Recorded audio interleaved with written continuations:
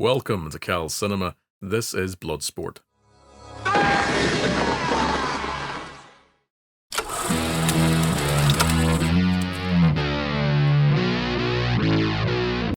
Is there more to Jean-Claude Van Damme's supposedly real-life inspired fighting film beyond its brutal underground martial arts tournament? And does its 80s action provide thrills today beyond pure nostalgia? Those are the questions we'll be looking to answer in this video, as well as giving Bloodsport a score out of 10. So for that and more, keep watching and hit subscribe to catch more videos on heart-pumping fighting films as well as everything else. You want to go at it again, huh? Yeah.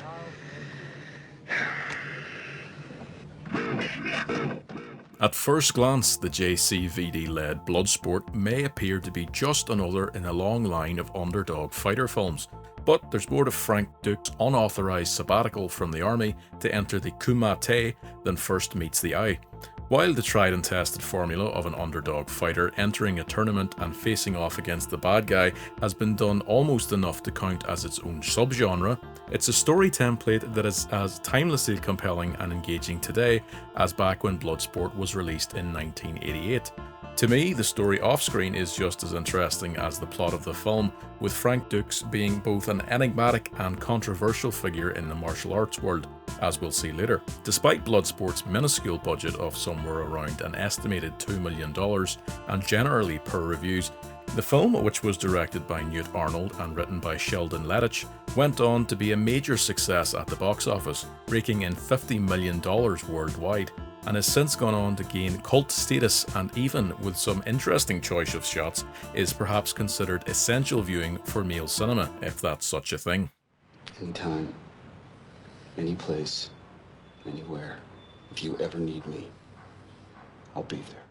While Jean-Claude Van Damme had some early roles in the 1980s, including as a soldier in a Chuck Norris film, villain Ivan Krasinski in No Retreat, No Surrender, and gay karate man in short heist film Monaco Forever, Bloodsport was the film that launched his career to new heights as an actor. Oh, and he was also in the suit as the Predator before Kevin Peter Hall took over. This, his starring role, was as Frank Dux, that's Dux, not Dux, the young man who wants to honor his ninjutsu sensei by winning one of the most dangerous combat tournaments in the world, the Kumite. After being denied leave, Frank goes AWOL from his active service and makes his way to Hong Kong, befriending fellow American and Man Mountain Ray Jackson, played by Donald Gibb. As a combined military man and martial arts badass, Frank is the perfect all-American hero to root for in the Kumite, and is the perfect example of the type of hero that was popular in 1980s action films, whether he was an accurate depiction of the real-life Dux or not. Teach me. I can do it. You are not Japanese. You are not a Tanaka. Why? To honor you.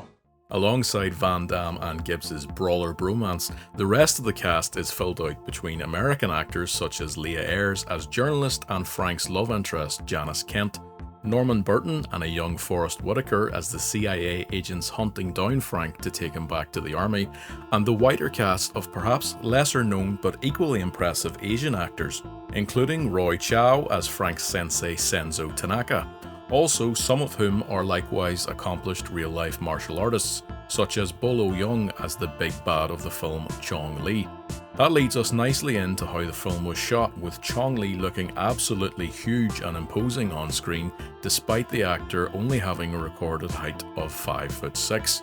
The fight against behemoth 6'3" Ray Jackson is staged and choreographed in such a way to make the fight look more physically balanced. In scale at least, not ability, before anyone comes for me in the comments. We stop. I don't want to have conversations anymore about dudes' physiques. Dennis, and whether they can... body mass alone. That's what I was trying to avoid, a conversation about body mass, okay? Despite having some riveting moments, Bloodsport's hits sometimes feel less visceral and a tad dated compared to the more dynamic and frenetic fight scenes of today.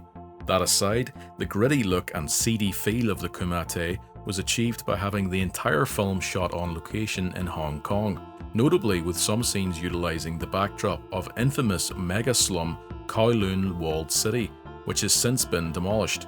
In addition, some impressive practical effects are also used in a time well before today's over-reliance on CGI.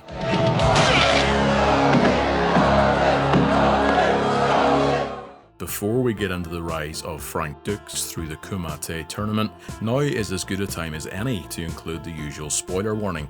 So if, sadly like me, until recently you've not seen Bloodsport, check it out and come back to this video. You guys here for the finals? There aren't going to be any finals, Dukes. At least not for you. Don't try to stop me. I did not come this far to stop now.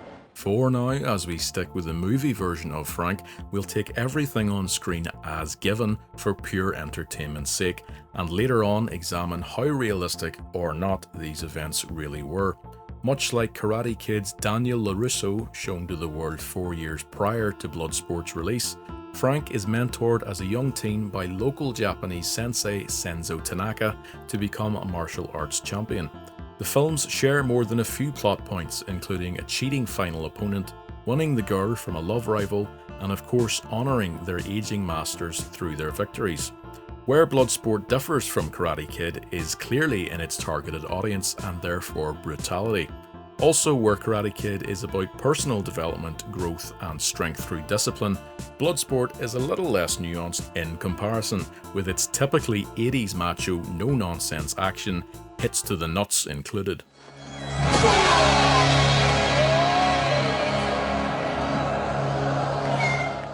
Frank is purely here to win, and everything else, his fling with Janice and revenge for Ray included, comes second to that. Why a young boy like Shingo Tanaka, Frank's sensei's son, would want to compete in the Kumite, and why his father would presumably allow his own son to fight in a tournament where men are regularly killed for sport isn't answered. Also, Frank being willing to risk his own life to do what Shingo can't in death, even to honour Senzo, feels like a stretch at best. Hell, he doesn't even seem to care that he's probably going to be court-martialed on returning to the US at the end of the tournament. This approach in depicting Frank's motivation feels lacking, and although it makes room for tons of action, it leaves other aspects feeling largely underdeveloped. But if you're purely interested in some serious montages and beatdowns, then Bloodsport has you covered.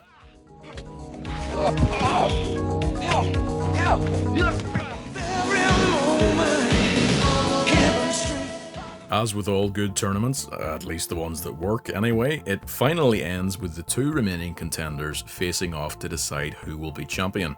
This 7-minute fight sequence is the highlight of the film and culminates with it utilising the trope of having the protagonist employing specific training to win, with great effect. Frank calms his mind and pulls off an incredible victory against the previously undefeated Chong Li, despite the villain cheating by temporarily blinding Frank with Pocket sand. to Frank's merit. Rather than go straight for the kill on Chong Li, he instead forces him to submit in the ultimate defeat, which apparently is somehow worse than dying, but this also speaks to Frank's character.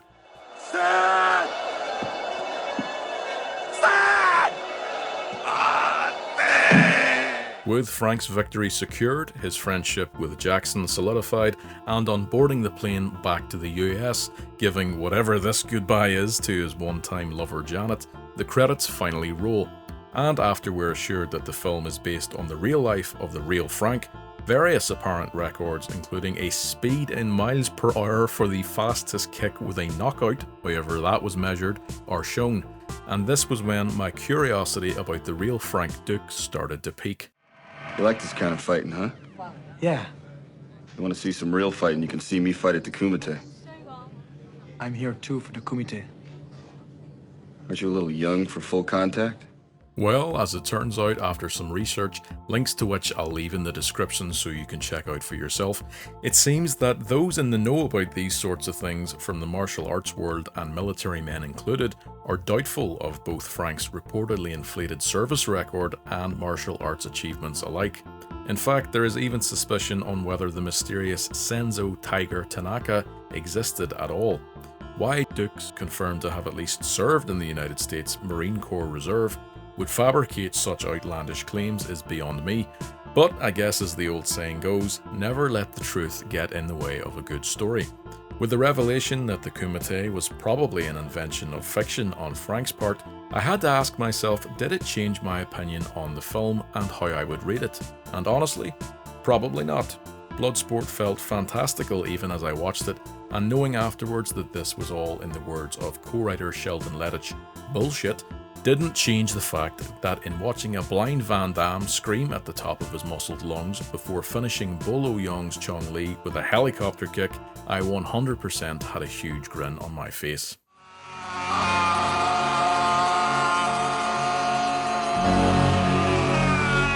So, what's the verdict on Bloodsport?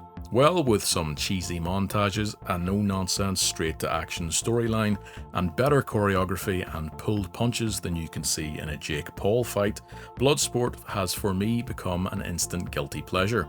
Its adapted storyline may not be entirely based in reality, but for a viewer tuning in for epic splits, snapping necks and roundhouse kicks, who cares? Turn your brain off and flex your biceps to every move from the muscles from Brussels. It may not be as profound as the Karate Kid or as much of a heavyweight as the Rocky films, but scored purely as the blood-pumping good time that it is, Bloodsport gets a 7.1 out of 10.